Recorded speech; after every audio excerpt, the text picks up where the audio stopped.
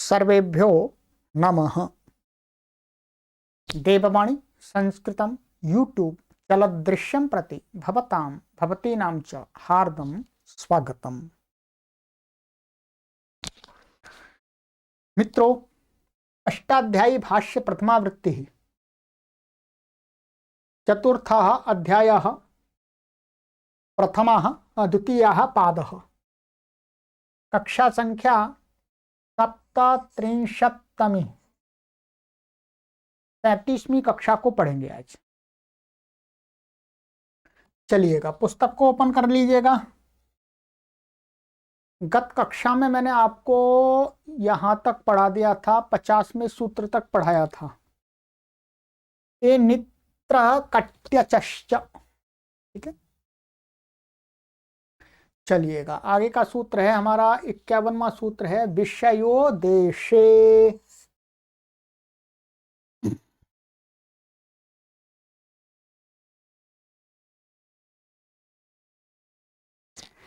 पदच्छेद विषय प्रथमा व्यक्ति एकवचनान्तं देशे सप्तमी व्यक्ति एकवचनान्तं।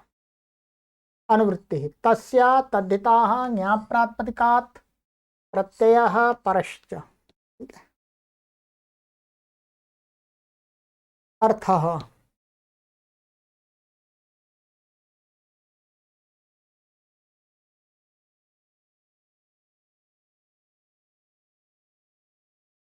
षष्ठी समर्थात् प्रातिपदिकात् विषय इत्येतस्मिन्नर्थे यथा विहितं प्रत्ययो भवति स चेद विषयो देशो भवति।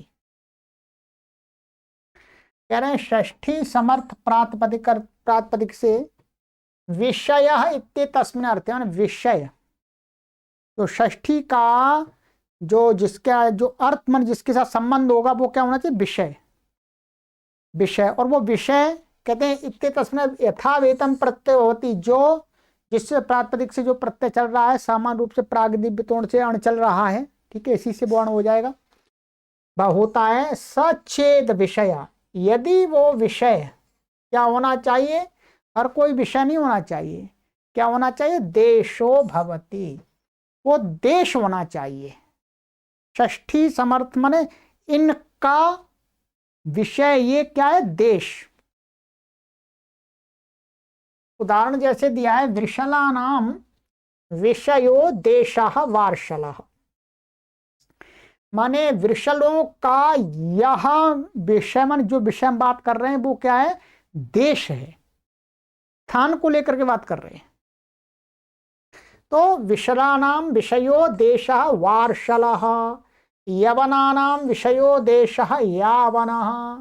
तो यावनः और वार्षलः कहने से ज्ञात हो जाएगा ये वृषल संबंधी देश है, ये यवन संबंधी देश है, यवन विषयक देश है, अर्थात यवन यहाँ रहते हैं, वृषल यहाँ दुष्ट लोग यहाँ रहते हैं, ये ज्ञात होगा, ठीक है। देश ही होना चाहिए।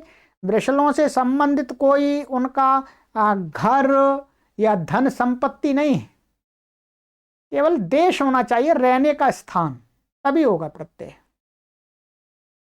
तो इसमें कुछ भी नहीं है, ये वृषल शब्द है, वृषल से वृषल आम, और इसे क्या है? प्रागदिव्य तोड़ से अण चल रहा है, तो इसी सूत्र से यथावित अण प्रत्यय हो गया, अण वृद्धि आदि हो जाएगी, री को आर हो जाएगा, ठीक है। तो वार्षलः, ठीक है, और री को वृद्धि क्या होगी? आर होगी ऋण रपरा के सहयोग से, तो वार्षलः बन जाएगा। ऐसे यवना नाम विषयो देश है यावन, यहाँ पर आदि अच को वृद्धि यहाँ पर भी हो जाएगी, आ को आ हो जाएगा, और यस्यति लोप आदि पूर्वत हो जाएगा, ठीक है। वृषलों का विषय, रहने का जो देश, यवनों के रहने का जो देश, ये अर्थ आएगा इनका।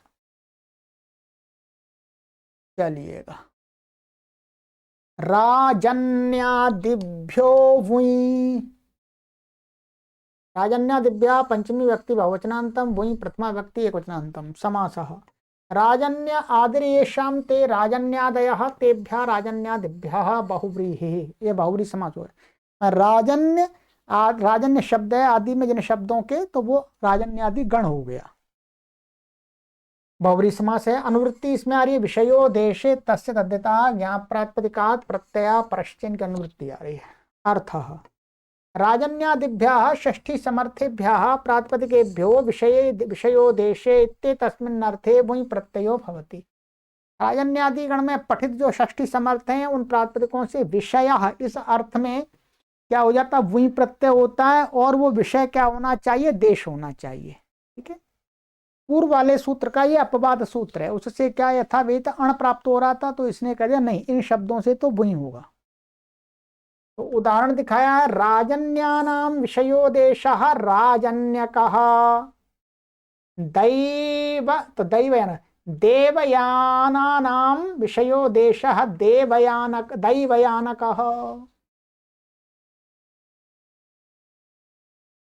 तो कुछ भी नहीं है इसमें, वही हो रहा है, वही को ये तय है तो वृद्धि हो रही है। राजन्य में तो वृद्धि पहले से ही है या, और इसमें देव है ये तो दैव हो गया। ठीक है, वृद्धि होकर के तद्य श्यामा दे, और वो को अक हो गया युवर ना कहू, और यश्यति लोपादि होकर के राजन्य कहा दैव यान कहा, ये बन गए। ठीक है,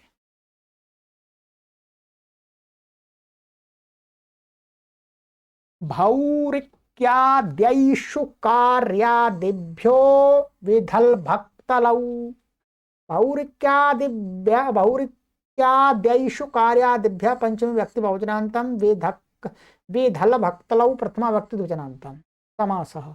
भौरिक्यादिरेषां ते भौरिक्यादयः, ऐषुकारिर आदिरेषां ते ऐषुकार्यादयः। ये क्या है, भौरिक्यादि गण हैं और ऐषुकार्यादि गण हैं। माने भौरिकी ये वास्तव में विसर्ग था, विसर्ग है तो विसर्ग को आगे आ रहा है तो इसलिए र ही रहेगा ये। ठीक है, तो भौरिकी शब्द आदि में जिन शब्दों के वो भौरिक्यादि शब्द हो गए, ऐशुकारी शब्द है जिनके आदि वो ऐशुकार्यादि हो गए। ठीक है, इनमें यहाँ पर बहुब्रीहि समास हो गया दोनों जगह, भौरिक्यादयश्च ऐशुकार्यादयश्च भौरिक्याद्यैशुकार्यादयः तेभ्यः कार्यादिभ्यः। तो ये फिर बाद में बहुब्रीहि पहले हो गया दोनों जगह, फिर गर्भ इतरेत्तर योगदंड हो गया, बाद में इतरेत्तर योगदंड हो गया। अनुवृत्ति है, विषयो देशे तस्य तद्धिताः ज्ञाप्रातिपदिकात् प्रत्ययः परश्च, इनकी अनुवृत्ति आ रही है। ये अर्थः षष्ठी समर्थेभ्यो भौरिक्यादिभ्यो ऐशुकार्यादिभ्यश्च प्रातिपदिकेभ्यो विषयो देश इत्येतस्मिन् अर्थे यथासंख्यं विधल भक्तल इत्येतौ प्रत्ययौ भवतः। षष्ठी समर्थ भौरिक्यादि जो शब्द हैं और ऐशुकार्यादि शब्द हैं इन प्रातिपदिकों से विषय अर्थ में, और वो विषय क्या होना चाहिए, देश होना चाहिए। तो यथासंख्य करके भौरिक्यादि शब्दों से विधल प्रत्यय और ऐशुकार्यादि शब्दों से भक्तल प्रत्यय हो जाता है। ठीक है, तो उदाहरण दिया है, भौरिकीणाम विषयो देश भौरिकी विधा, देश को कहा जा रहा है, मान भौरिकी लोग हैं, उसी समूह के लोगों का नाम को मान वर्ग का नाम है भौरिकी। अब वर्तमान में तो शायद बहुत कम मिलते होंगे, कहीं होंगे भी थोड़े बहुत, हमें हमारी जानकारी में तो नहीं है। तो ऐसे लोगों का जो देश रहने का स्थान है उसको बोलते हैं भौरिकी विधा। विधल प्रत्यय लकित संज्ञा हो जाएगी, स्वादित प्रत्यय हो जाएगी। ऐसे वैपेय विधा, तो वैपेयानाम विषयः देशः वैपेय विधा। ठीक है, ये भी यहाँ पर विधा ये हो गए इसके भौरिक्यादि गण के। ऐशुकार्यादि से बता रहा, ऐशुकारीणाम विषयो देशः ऐशुकारी भक्तः, ऐशुकारी लोग हैं उनके रहने का स्थान क्या, ऐशुकारी भक्तः। ऐसे सारस्यायन भक्तः, तो सारस्यायनानाम विषयो देशः सारस्यायन भक्तः, ये हो गया, सरल है, लकित संज्ञा हो रही है और कुछ भी नहीं विशेष है।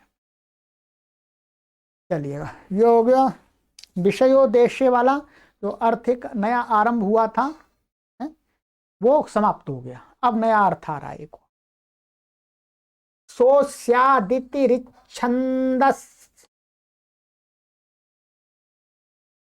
छन्दसः प्रगाथेषु, सोस्यादितिरिच्छन्दसः प्रगाथेषु।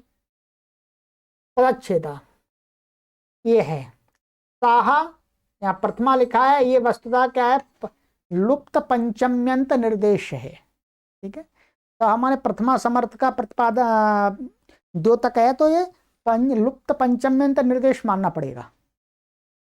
अस्य षष्ठी व्यक्ति एकवचनांतम आदि प्रथमा व्यक्ति एकवचनांतम।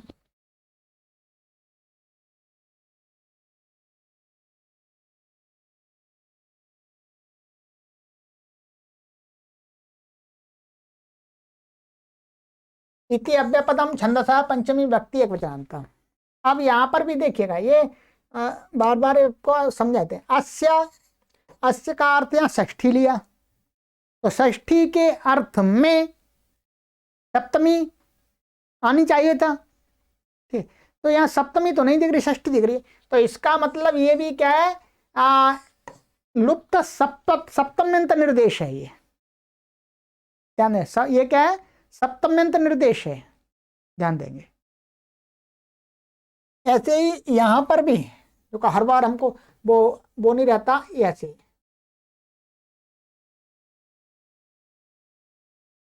हाँ, यहाँ तो देश है, यहाँ तो कोई परेशानी नहीं है। ये तो यहाँ पर ये षष्ठी क्या है, वस्तुतः सप्तम्यंत लुप्त निर्देश है, सप्तमी व्यक्ति वाला, और ये पंचम्यंत। ठीक है, आदि ही प्रथमा व्यक्ति एकवचनांतम इति अव्यपदम छंदसः पंचमी व्यक्ति ही एकवचनांतम।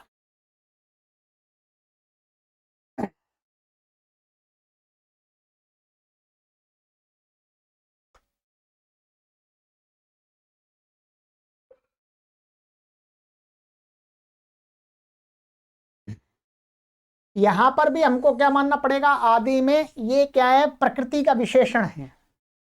क्या है, प्रकृति का विशेषण। प्रकृति क्या है, सप्त प्रथमा समर्थ, तो हमने यहां पर लुप्त पंचमी मानी है, तो यहां पर भी हमको लुप्त पंचम्यंत निर्देश मानना पड़ेगा। ठीक है, तभी तो विशेष विशेषण का संबंध लग पाएगा। तो चलिएगा, अभी आपकी समझ में आया है तो ठीक है, नहीं तो फिर ऐसा जैसा लिखा है वैसे पढ़ लीजिएगा। प्रगाथेषु सप्तमी व्यक्ति बहुवचनांतम अनुवृत्ति तद्धिता ज्ञाप्रातिपदिकात् प्रत्यय परश्च सा इति प्रथमा समर्थ निर्देश। ये लिखा है, सा से क्या ले रहे हैं, प्रथमा समर्थ निर्देश, प्रथमा समर्थ को बता रहा है। कोई बात आ गई। आदि ही थी प्रकृति विशेषणम, और ये आदि क्या है, प्रथमा समर्थ का जो है उसका विशेषण है, माने वो प्रथमा समर्थ आदि वाला होना चाहिए। तो इसमें भी हमने बताया विशेषण है, ये विशेष है प्रथम, ये और ये विशेषण है, तो दोनों में पंचमी माननी पड़ेगी। इति कर्णो विवक्षार्थ, तो इति लगाया इस सूत्र में, वो विवक्षा। यदि प्रत्यय आकर के उस शब्द से जो कहा जा रहा है वो कहा जा रहा हो तो लोक में, ऐसा नहीं कि हर किसी से जो भी इसको सूत्र घटेगा तो प्रत्यय करे देंगे, नहीं, यदि उसका प्रयोग है तब तो प्रत्यय हो जाएगा, प्रयोग नहीं है तो नहीं होगा। इति शब्द इसलिए लगाया है। छंदसः पंचमी व्यक्ति एकवचनांत, ये ठीक है बिल्कुल, यहां दिया है। छंदसः प्रकृति निर्देश, ये प्रकृति निर्देश है, अर्थात छंद, छंदवाची शब्द होना चाहिए। तो वस्तुतः वास्तव में मुख्य जो विशेष तो ये है, और ये और ये इसके विशेषण है छंदसः के। ठीक है, प्रगाथेषु इति प्रत्ययार्थ विशेषणम, और प्रगाथेषु ये सप्तमी है, तो ये इस अर्थ में प्रत्यय होगा, तो ये क्या है, प्रत्यय के अर्थ का विशेषण बन रहा है। ठीक है, और ये विशेषण किसका, अस्य, अस्य माने इस, अस्य माने इसका, माने माने इनका, इस अर्थ में होगा ना।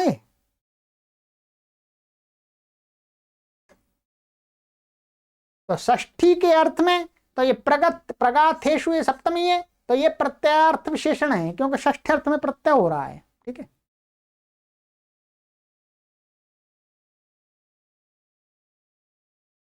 आइएगा, छंद शब्देन गायत्री आदि छंदसाम ग्रहणम, छंद शब्द से, छंद शब्द से यहाँ पर गायत्री आदि जो छंद है उनका ग्रहण है। ठीक है, छंद शब्द को नहीं लेना, उसके जो अर्थ वाले शब्द उसके द्वारा छंद है, जो जो छंद होते हैं वो शब्द लेने हैं। अर्थ सा इति प्रथमा समर्था छंदो वाचिनः प्रातिपदिकादस्येति षष्ठ्यर्थे यथा वेतम प्रत्ययो भवति प्रगाथेष्व विधेयेषु यत्तत् प्रथमा समर्थम छंदश्चेत् तदादिर्भवति इति कर्णस्ततश्चेत् विवक्षा भवति। कह रहे हैं सा इति प्रथमा समर्थ से छंदोवाची, छंद को कहने वाला शब्द होना चाहिए प्रातिपदिक, और अस्य इति षष्ठ्यर्थे, अब षष्ठी के अर्थ में अपने आप, तो अस्य इति अस्य का अर्थ षष्ठ्यर्थे, षष्ठी के अर्थ में यथावितम प्रत्यय होती, जो जिससे बेहतर है प्रागदीपित से आना आ रहा है, ठीक है। तो भवती प्रगाथेषु अभिधेयेषु, यदि वो प्रगाथ को कहना हो तो प्रगाथ क्या है ये अभी आप समझ में आ जाएगा, ठीक है। यत्तत् प्रथमा समर्थम कहते हैं यदि वो प्रथमा जो समर्थ प्रातिपदिक है वो छंदश्चेद, माने छंद जो प्रथमा समर्थ जो छंदवाची शब्द है वो कैसा होना चाहिए, तदादिर भवती, तद माने वह आदि वाला छंद होना चाहिए। आदि वाला माने जो प्रगाथ है वो 2 या 3 छंदों की संज्ञा है, 2 या 3 प्रकार के छंदों के समूह को प्रगाथ कहा जाता है। तो उस 2 या 3 प्रकार के जो छंद हैं उनमें जो पहला छंद है वो जिस शब्द से प्रथमा समर्थ छंदवाची प्रातिपदिक से हम कह रहे हैं उस प्रगाथ को, तो प्रथम छंद होना चाहिए उस नाम का, उस प्रगाथ के अंदर, तब प्रत्यय होगा। इति कर्णश्चेत् ततश्चेत् विवक्षा भवति, इति कर्ण इसलिए यदि उस शब्द से प्रत्यय आकर के उस अर्थ को कहा जा सके, तब प्रत्यय ले आए, प्रयोग है ही नहीं उसका शास्त्रों में, तो फिर नहीं होगा प्रत्यय। आइएगा उदाहरण देख लीजिएगा।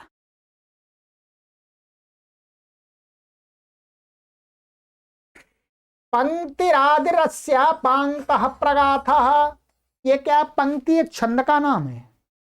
अब एक प्रगाथ है उसके अंदर 2 या 3 प्रकार के छंद हैं, पंक्ति हो गया, गायत्री आदि कुछ और होंगे, उसमें जो पहला छंद है उस प्रगाथ में वो है पंक्ति छंद। तो उस 2 या 3 मंत्रों का जो प्रगाथ है उस प्रगाथ को प्रथम छंद के नाम से जाना जाएगा। तो पंक्ति छंद इसके आदि में इस प्रगाथ के वो पांक्तः छ प्रगाथः, ठीक है। पंक्ति शब्द छंदवाची है और वो आदि में माने प्रगाथ 2 या 3 मंत्रों का जो समूह है उसमें आदि वाला छंद है वो, पहले वो ही छंद मंत्र है उस छंद का, ठीक है। और इसका इस अर्थ इसका माने इस प्रगाथ को कहने के लिए इसमें हो रहा है, और उस पांक्त से प्रगाथ, उस प्रगाथ को प्रयोग भी है, उससे समझा भी जा रहा है, ये भी है, तो ये हो गया। ऐसे ही अनुष्टुप छंद से अनुष्टुभः माने अनुष्टुभ आदि ही अस्य अनुष्टुभः प्रगाथः। ऐसे बारहतः ये बृहति छंद है जिसके आदि में। अब आ जाइए सिद्धियां अभी आपको बता देंगे, पहले गुरुजी की हिंदी पढ़ लेते हैं कुछ, तब आपको और ज्ञान होगा सही।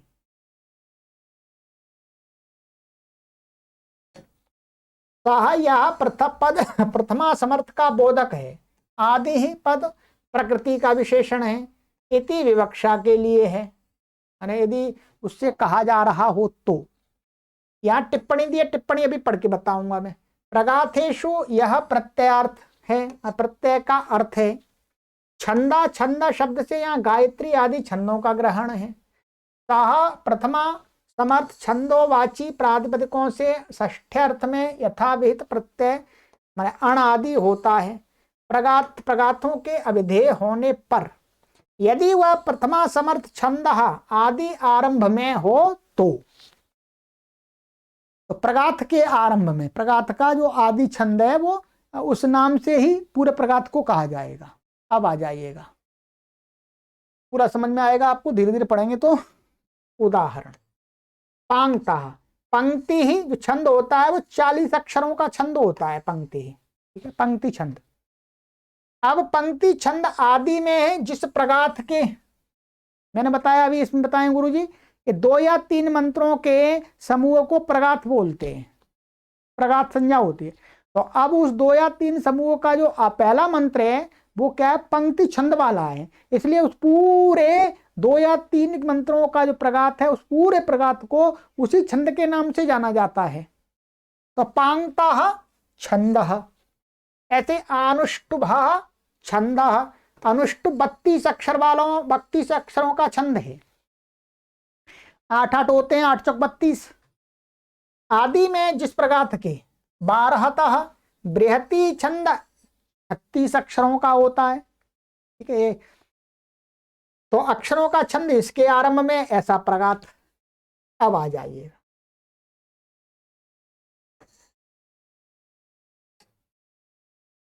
जहां विभिन्न छंदों की 2 या 3 ऋचाओं का ग्रथन किया जाता है वह प्रगात कहता है। यानी भिन्न भिन्न छंदों के 2 या 3 ऋचाओं का, 2 या 3 ऋचाओं का जो ग्रथन, ग्रथन का अर्थ है एक इकट्ठा किया जाता है। एक बार कहीं की कोई शास्त्रीय कार्य विधि है उसमें पाठ किया जाता है तो वह प्रगात कहता है। ये दूसरी टिप्पणी है, इसको पढ़ लेंगे अभी। उस प्रगात का नाम करण प्रायः आदि मंत्र के छंदों नाम पर होता है। ये भी टिप्पणी है यहाँ पर, ठीक है। माने जो उस प्रगात में पहला मंत्र उसी के नाम से होता है, वो जो जिस नाम से जाना था वो छंद। जब 2 ऋचाओं के प्रगाथों में, ध्यान दीजिएगा, जब 2 ऋचाओं के प्रगाथों में, जब 2 ऋचा का भी कोई प्रगात हो सकता है, 2 या 3 बताया गुरु जी ने, किसी साम का गान करना हो, माने साम का गान, साम का गान करना हो, साम वेद का जो साम गान होता है, तो एकम साम त्रिचे क्रियते स्तोत्रियम।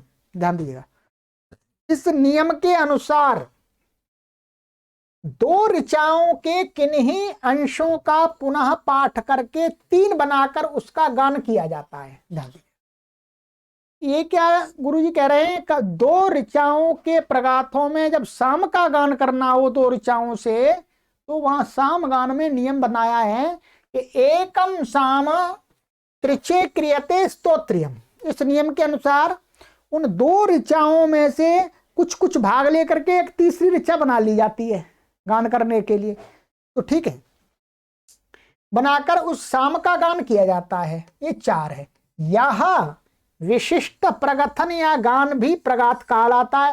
मानी ये साम वेद, जो साम गान में जो इस प्रकार का है वो भी प्रगात कहलाता है। ठीक है, पाणिनि के इस नियम में विभिन्न छंद प्रगथन रूपी प्रगात का उल्लेख है, साम गान संबंधी प्रगात का नहीं। अर्थात ये जो सूत्र है इसमें जो प्रगाथेषु आया है वो इसका नहीं है, साम गान वाले का नहीं है। पानी छंद प्रगथन रूपी प्रगात का है। 2 ऋचाओं का 3 ऋचा बना ली, वो भी एक प्रगात हो गया, नहीं उसका नहीं है। वास्तव में 2 या 3 ऋचाएं हैं, उन्हीं का जो प्रगात है उसको कहने के लिए इस सूत्र से प्रत्यय होता है। अब आइएगा, आप टिप्पणी पढ़ लेते हैं गुरुजी के नीचे। जिस आदि छंद से प्रगात के नाम की विवक्षा नहीं होती वहां प्रकृत सूत्र से प्रत्यय नहीं होता। ध्यान दीजिएगा, माने जहां कोई 2 या 3 मंत्रों का प्रगात है परंतु उसमें जो आदि छंद है, कोई भी किसी भी नाम का छंद है, उस छंद के नाम से प्रत्यय ला करके उस प्रगात को कहा ही नहीं जाता कहीं पर भी, तो फिर प्रत्यय नहीं होगा। जबरदस्ती प्रत्यय नहीं कर देना, क्योंकि इति लगाया है। यथा बृहति, बृहति का विपरीत पंक्ति छंद के विप्रगात का नाम रखने में प्रत्यय नहीं होता, अर्थात इस प्रगात के लिए बारहत प्रयोग नहीं होता। ठीक है, बृहति ये विपरीता पंक्ति छंद के प्रगात का नाम रखने में, मानिएगा यहां पर इस वाले में पंक्ति छंद भी है और पहले विपरीत बृहति छंद है, तो ये जो ये प्रगात है इसको कहने के लिए बृहति शब्द से प्रत्यय नहीं आएगा, क्योंकि इसका प्रयोग ही नहीं है, इससे जाना ही नहीं आता, ये छंद प्रयोग नहीं होता, इसलिए इतिकरण है। वास्तव में बारहत प्रयोग नहीं होता, माने बारहत प्रयोग जहां होता है यहाँ बेहती छंद पढ़ा भी है और उससे विवक्षा भी होती है तो वहां हो जाएगा। दूसरी टिप्पणी है, इन विभिन्न प्रगाथों के स्वरूप जान के लिए वैदिक छंदो मीमांसा का 12वां अध्याय देखना चाहिए। यह ग्रंथ इसी ट्रस्ट से प्रकाशित हुआ है। माने विभिन्न प्रगाथों की, ये देववाणी संस्कृतम वेबसाइट .com जो वेबसाइट है, देववाणी संस्कृतम .com वेबसाइट है, उस पर ये पुस्तक हमने रखी हुई है। तो ये वैदिक छंदो मीमांसा, ये पंडित युधिष्ठिर मीमांसक जी महाराज जी ने लिखी है। तो हमें छंदों की जानकारी को लेने के लिए इसका जो पुस्तक का 12वां अध्याय है, क्या है 12वां अध्याय, तो वो देखना चाहिए।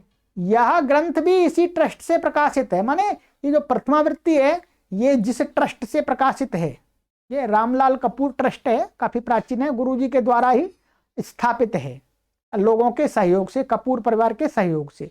तो उसी ट्रस्ट से ये भी पुस्तक प्रकाशित है। ठीक है, तो हम उस ट्रस्ट की हम अपनी देववाणी संस्कृतम के माध्यम से आप तक पुस्तकें पहुंचा देते हैं। ठीक है, तो ये पुस्तक पढ़नी चाहिए। ये हो गया आपका नंबर 3। कभी कभी प्रगाथ के अंतिम छंद के नाम पर, कभी कभी दोनों छंदों के नाम पर भी प्रगाथ का नामकरण देखा जाता है।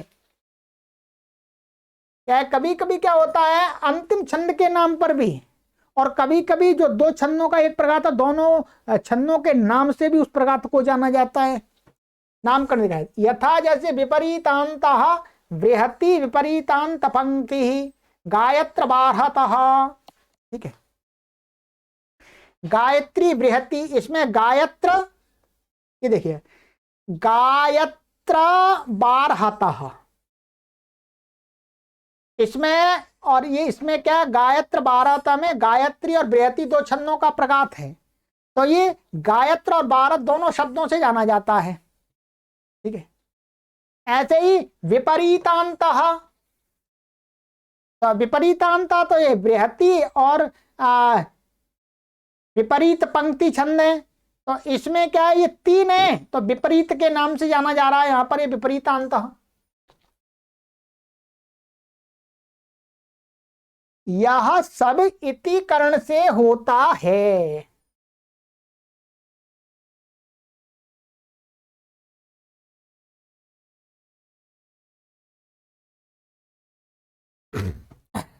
हाँ, ये ऐसा है वास्तव में। ठीक है, जैसे बृहति और विपरीता पंक्ति एक छंद है, ये वास्तव में ऐसा है, तो इसमें ये दो का प्रगाथ है, तो ये क्या अंतिम अंतिम श्लोक के नाम से विपरीतांत, विपरीतांत से नाम से जाना जाता है ये। ठीक है, इसमें प्रत्यय नहीं है, और जैसे ये इसमें ये दोनों के नाम से जाना जा रहा है, ये कहना चाह रहे हैं वास्तव में। ठीक है, इसका विशेष वर्णन तांड ब्राह्मण में मिलता है। तांड ब्राह्मण में इन छंदों का, इस जो प्रगाथ का जो प्रयोग है वो वहां पर मिलता है, तो वहां पर हमें देख लेना चाहिए यदि अधिक जिज्ञासा है तो। जैसे शास्त्रीय पद्धति में काम आने वाला सूत्र है। चलिएगा, ये हो गया। अब इसकी सिद्धि, यदि आप सिद्धि आराम से कर लेंगे, कोई परेशानी नहीं है, सब जगह अण प्रत्यय हो रहा है। तो पंक्ति है पंक्ति, और सु आ जाएगा, पंक्ति सु और अण प्रत्यय, और स्थिति एकार का लोप हो जाएगा, वृद्धि हो जाएगी, पांगता बन जाएगा। ऐसे अनुष्टुभ ऐसा शब्द है, अनुष्टुभ है, अनुष्टुभ भकारांत शब्द जान देंगे, मैं लिख के बता देता हूं आपको, नहीं तो आपको सिद्धि करने में ये शब्द वास्तव में क्या है, ऐसा है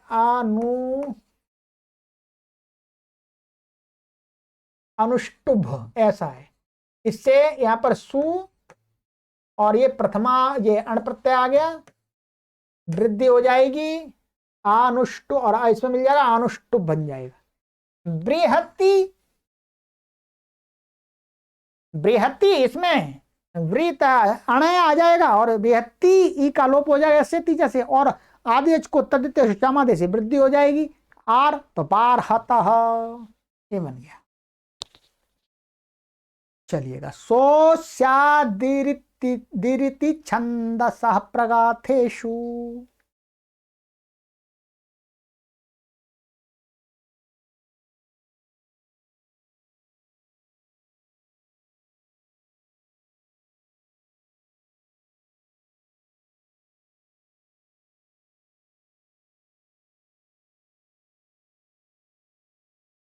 संग्रामे प्रयोजन योद्धिभ्यः, संग्रामे सप्तमी व्यक्ति वचनांतम, प्रयोजन योद्धिभ्यः पंचमी व्यक्ति वचनांतम। समासः प्रयोजनानि च योद्धारश्च प्रयोजन योद्धारः तेभ्यः प्रयोजन योद्धिभ्यः।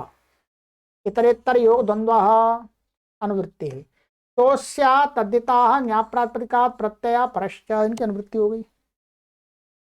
अर्थ प्रथमा समर्थेभ्यः प्रयोजन योद्धिभ्यः समानाधिकरणेभ्यः प्रातिपदिकेभ्यः षष्ठ्यर्थे संग्रामे विधेये यथावीतम प्रत्ययो भवति।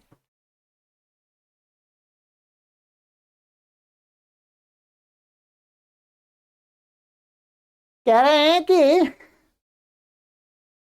प्रथमा समर्थ प्रातिपदिकों से, और वो कैसे होने चाहिए, प्रयोजन, प्रयोजनवाची होने चाहिए, अथवा योद्धिभ्यः, योद्धाओं को कहने वाले प्रातिपदिक होना चाहिए, माने योद्धाओं के साथ में समानाधिकरण हो जिनका, माने योद्धाओं अथवा प्रयोजनवाची हो। तो ऐसे प्रातिपदिकों से षष्ठ्यर्थे, षष्ठी के अर्थ में क्या होता है, यथावित प्रत्यय होता है। अरे वो षष्ठ्यर्थ क्या होना चाहिए, संग्रामे विधेय। संग्राम माने संग्राम को कहना, संग्राम माने युद्ध को कहा जाना जा रहा हो तो, ठीक है। जैसे उदाहरण दिया है, भद्रा प्रयोजनम अस्य संग्रामस्य भाद्रः संग्रामः। भद्रा नाम की स्त्री प्रयोजन है, और भद्रा नाम की स्त्री को प्राप्त करना प्रयोजन है, जिस युद्ध का, जिस संग्राम का। ठीक है, तो उस युद्ध का, उस संग्राम का क्या अर्थ हो, क्या नाम होगा, भाद्रः संग्रामः, भाद्र संग्राम। भाद्रा संग्राम कहने से ज्ञात हो जाएगा भाई ये किसी भद्रा नाम की स्त्री को प्राप्त करने के लिए लोगों ने लड़ाई की है। पहले स्त्रियों को भी प्राप्त करने के लिए लोग लड़ाई करते थे, ठीक है, जैसे आजकल भी करते हैं, पहले बड़े बड़े राजा लोग करते थे। तो हे भाद्रः, ऐसे ही सौभद्रः, सुभद्रा प्रयोजनम अस्य संग्रामस्य सह संग्रामः सौभद्रः। सुभद्रा को प्राप्त करने के लिए जो युद्ध हुआ उस युद्ध का नाम क्या हो जाए, सौभद्रः। गौरी मित्र,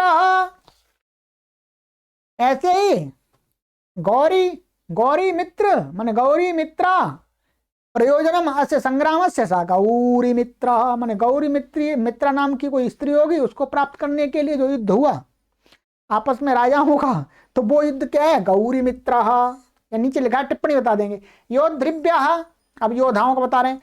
अहिमाला योद्धारो अस्य योद्धारोस्य संग्रामस्य अहिमालः, माने अहिमाल नाम वाले योद्धा, माने किसी क्षत्रिय का एक टाइटल है अहिमाल। तो अहिमाला नाम के जो योद्धा हैं, माने युद्ध करने वाले लोग हैं जिस युद्ध के, वो युद्ध क्या कहा जाएगा, वो संग्राम, आहिमालः। ऐसे ही स्यांदनाश्वः, तो स्यंदनाश्वाः योद्धारः अस्य संग्रामस्य सह संग्रामः स्यांदनाश्वः। ऐसे भारतः, माने भरताः, नहीं भरता नहीं भारत आएगा इसका, तो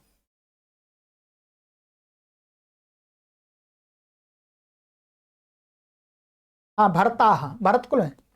तो भरताः योद्धारः अस्य संग्रामस्य स संग्रामः भारतः।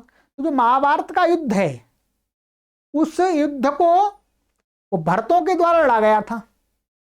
कौरव और पांडव भरत कुल में ही उत्पन्न हुए, तो भरतों के द्वारा लड़ा गया था, इसलिए उस युद्ध का नाम क्या वास्तव में, भारतः, भारत। तो टिप्पणी दिया गुरुजी ने, वो देख लेंगे अभी। अब देखिएगा, सिद्धियों में कुछ भी विशेष नहीं है। भाद्रः, भद्र अण आ गया है और आदेश को वृद्धि हो गई, और यस्यति लोप होकर भाद्रा बन गया। प्रथमा समर्थ से होगा सु आएगा, ठीक है, सु, और जहां बहुवचन है वहां पर जस आ जाएगा। सौभद्रा या सुभद्रा है तो यहाँ सौभद्रा आदेश को वृद्धि हो गई। ऐसे ही गौरी मित्र, ठीक है, तो गौरी मित्र यहाँ पर भी अण हो गया है, ठीक है। गौरी मित्रा शब्द है, गौरी मित्रा स्त्री का नाम है। और अच्छा, गौरी मित्री नाम है, यहां गुरुजी ने दिया है गौरी मित्री, ऐसा है गौरी मित्री। भद्रा सुभद्रा गौरी मित्री को प्राप्त करना, जिन संग्रामों का प्रयोजन था वे संग्राम इस नाम से कहे जाते हैं। ठीक है, तो गौरी मित्री ऐसा है नाम स्त्री का, तो ये लोप हो जाएगा ई का एस से ती करके। ठीक है, तो गौरी मित्रा बन जाएगा ये आपका। और आगे अहिमाल, तो यहां पर अहिमाल जस और इस सूत्र से अण प्रत्यय हो गया, वृद्धि हो गई, तो अहिमाल। ऐसे ये है स्यंदन। ठीक है, ये स्यंदन स्यंदनाश्व, तो स्यंदन स्यंदनाश्व और जस और अण प्रत्यय होगा, आदि एच को वृद्धि हो गई, तो स्यांदनाश्वाह। ऐसे भरत जस और अण प्रत्यय हो गया, तो और सारा कुछ काम पूरा तो भारत बन गया।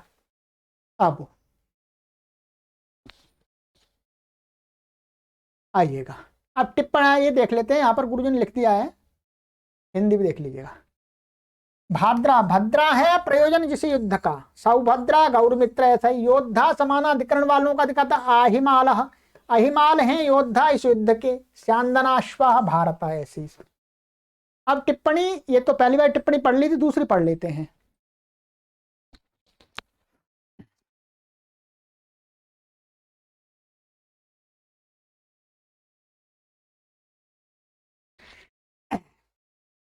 अब ये टिप्पणी है, इसको देखते हैं गुरुजी ने क्या लिखा है दूसरी टिप्पणी पर। भरताः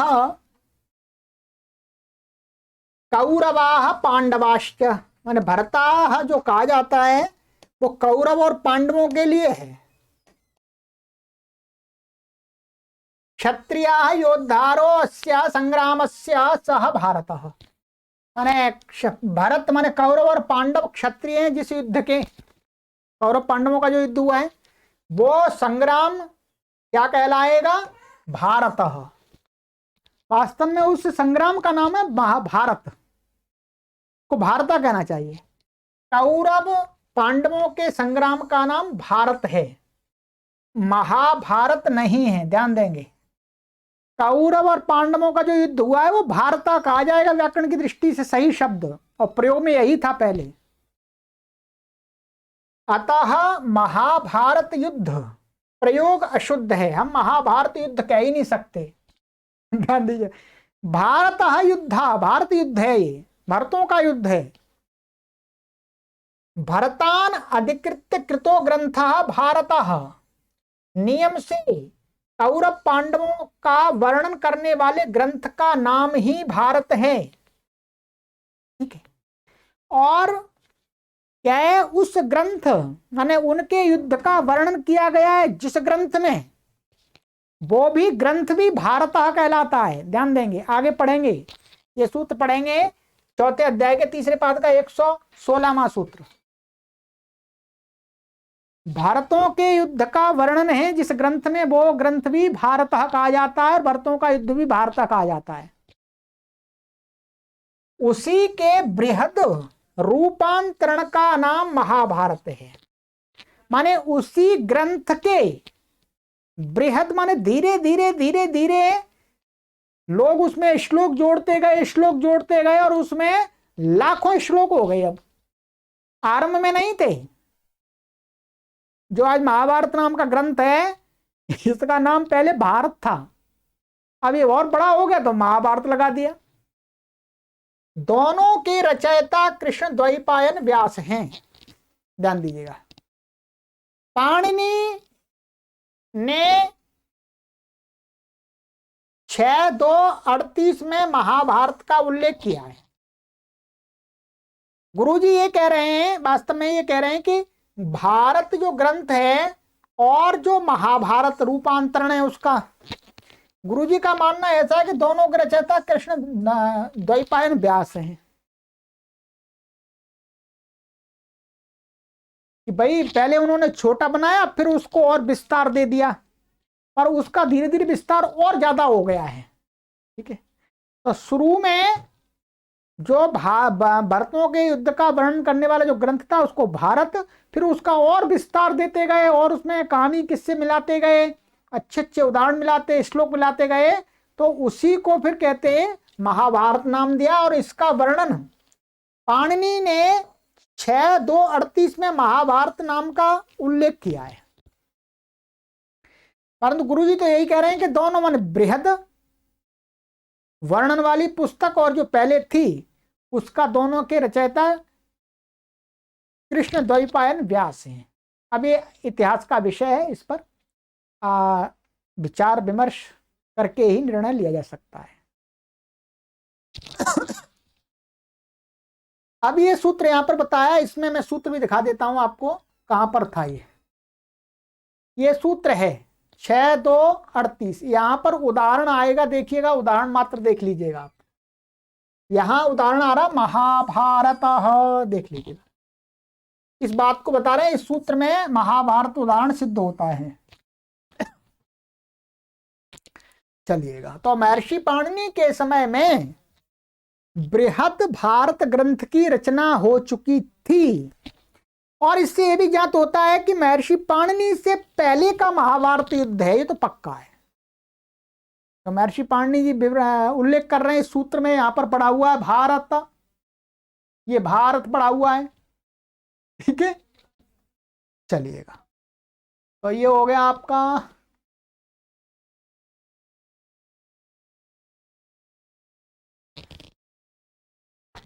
तो संग्रामे प्रयोजन योद्धृभ्य, तो 55वां सूत्र हो गया हमारा। सिद्धि बना दी मैंने आपको। अब अगली कक्षा में आगे से पढ़ेंगे सदस्याम प्रहरणमिति कीड़ायाम अणः। समय हो गया है कक्षा का। चलिए, सर्वेभ्यो नमः।